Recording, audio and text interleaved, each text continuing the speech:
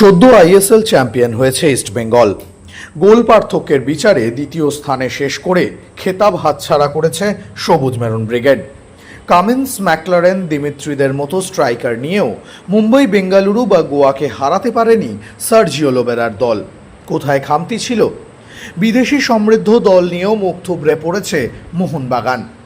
2024-25 মরশুমে গ্রেগ স্টিওয়ার্টের মতো একজন ক্রিয়েটিভ মিডফিল্ডার থাকায় অনেক বেশি সপ্রতিভ দেখিয়েছিল বাগানের অজি স্ট্রাইকারদের। কিন্তু স্টুয়ার্ট দল ছাড়তেই মাঝ মাঠে গভীর শূন্যতা। আপুইয়ার পাশে অনিরুদ্ধ থাপা কাজ চালিয়ে দিলেও বিদেশি মিডফিল্ডারের অভাব ঢাকতে ব্যর্থ তিনি, যার মাসুল দিতে হলো মরশুম শেষে।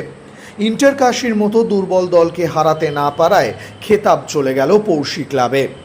একা সার্জিও লোবেরা নন, হোসে মলিনাকেও একই সমস্যার সম্মুখীন হতে হয়েছিল। ডুরান্ট কাপ বা আইএফএ শিল্ডে বারবার সাংবাদিক সম্মেলনে এই সমস্যার কথা বলেছিলেন তৎকালীন বাগান কোচ। এমনকি গ্রেগ স্টিওয়ার্টের নামও উত্থাপন করেছিলেন তিনি। 2024-25 মরশুমে 20টি ম্যাচ খেলে 3টি গোল, 5টি অ্যাসিস্ট। এই পরিসংখ্যানটাই বলে দিচ্ছে হোসে মলিনার দলে কতটা কার্যকরী ছিলেন এই স্কটিশ মিডফিল্ডার। কিন্তু স্টুয়ার্ট দল ছাড়তে তার বিকল্প খুঁজে আনতে পারেনি সবুজ মেরুন ব্রিগেড। ভারতীয় মাঝমাঠ দিয়েই কাজ চালিয়েছেন লোবেরা, ফলে ফারাকটা স্পষ্ট বোঝা গিয়েছে। আসন্ন কলকাতা লিগের জন্য ইতিমধ্যেই ঘর গোছাতে শুরু করে দিয়েছে মোহনবাগান।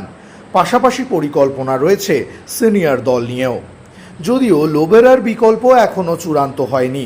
নতুন কোচ খোঁজার পাশাপাশি এক বিদেশি মিডফিল্ডার খোঁজার কাজ শুরু করে দিয়েছে বাগান ম্যানেজমেন্ট। সূত্রের খবর, ভারতে খেলে যাওয়া বিদেশি ফুটবলারই বাগানের র্যাডারে রয়েছে।